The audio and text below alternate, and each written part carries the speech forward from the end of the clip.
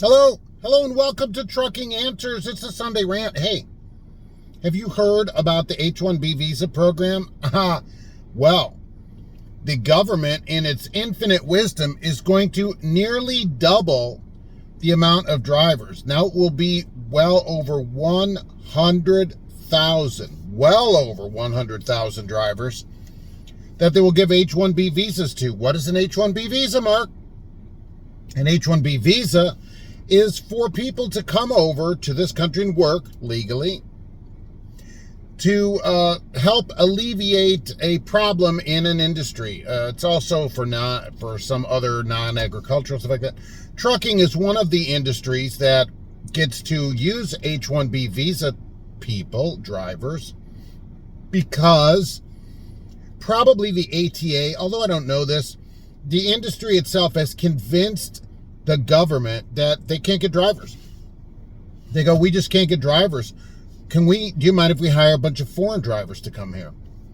And the government allows industries, including trucking, to issue they get an H-1B visa and they come here and work. Now, why would a trucking company need to do that? Well, the government says, well, this keeps how did they word it? Okay. Some companies in the industry, meaning some trucking companies, would suffer greatly without this H-1B visa program. Well, so what? Let them close. The less companies, the better. Once you get all these companies spread out, forget that. If you can't pay a decent wage and you're a trucking company, and you go, if we pay the wage that drivers should be paid, we're going to go out of business. Too bad. How about that? Oh, but no. They go running to the government and go get an H-1B visa.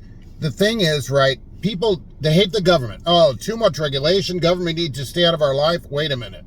Except for this, I need the government to help me over here because I'm running a company and I'm so incompetent I can't even pay people a decent wage and make a living.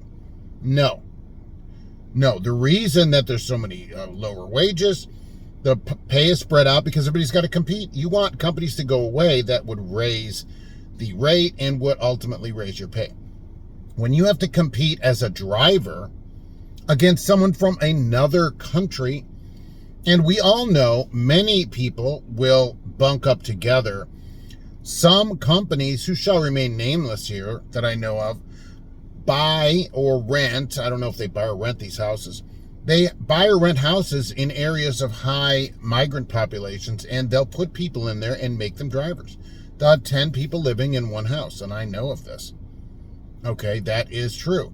And so when they don't have hardly any rent, then they can make less money. The company gets to pay them less. But how does that affect you? I'm already working. How does that affect me? Why do they need to give you a raise if they can get more and more and more people that will work for less money? That's the problem. You get H-1B visas, and when you double the amount, wow, you just bring in more people that make less money. This goes along, presumably, with what I see more and more and more of, which are dual-plated trucks. These plates with trucks with the U.S. and Mexico plate. The truck goes all the way through, so people can just come all the way up, bring the freight all the way up. Isn't that great? Not for you. It's great for the company, who hardly has to pay anything with little or no benefits. But how does that help you? It doesn't. It doesn't help you. And doubling the H-1B visas doesn't help you. According to the same federal government, 35 to 45,000 people every month in the United States get a CDL, a newly issued CDL, every single month in the United States. Where are all those people going? Okay, that's 500,000 people a year, as much, getting a CDL. What about all them? Well, they don't stay. Well, right, because trucking's not great. Even though, yeah, Mark, I make 80,000, make 100,000. Yeah, so did people 35 years ago. So congratulations, 40 years ago people made that. So you achieved making the same wage that someone made in 1979. Congratulations. That's why they can't get people to do it. You can't be gone from your house for weeks and then not make any money. Because really the road, they're not making any more than people I see at local places. They're not really making any more money to be gone. Because you'd have to make 150 as a company driver over the road to achieve what many local drivers make, depending on the company that you are with. But companies don't want to pay that. I've seen advertised, who was it? Oh, our buddies at England. Now, I don't have the exact number, so we're going to have to sort of quote it, right? I think the ad said $1,250 to $1,500 a week in the end to be over the road. What? What is that? What kind of money is that? We pay that to students locally.